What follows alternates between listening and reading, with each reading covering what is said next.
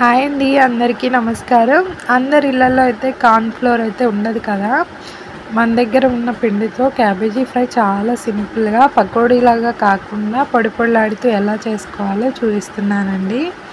ముందుగా క్యాబేజీని అయితే సన్నగా తరిమి పెట్టుకొని శుభ్రంగా కడిగి జల్లబుట్టలో పడేసుకోవాలండి, వాటర్ లేకుండా. కొంచెం తేమ ఉంటుంది కదా, అదే సరిపోతుంది. దాంట్లో అయితే ఉప్పు, పసుపు, కారం, అల్లం వెల్లుల్లి పేస్టు, 2 టేబుల్ స్పూన్ శనగపిండి, ఒక గుప్పెడు బియ్యపిండి వేసి బాగా కలుపుకోవాలండి.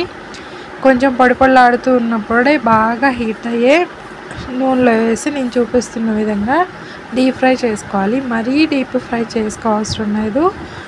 మనం పైన కోటింగ్ అని ఇచ్చిన పిండి ఎర్రగా అయితే చాలు. తర్వాత అదే నూనెలో పల్లీలు, కరివేపాకు, పచ్చిమిర్చి వేయించేసి వేసుకోవాలండి.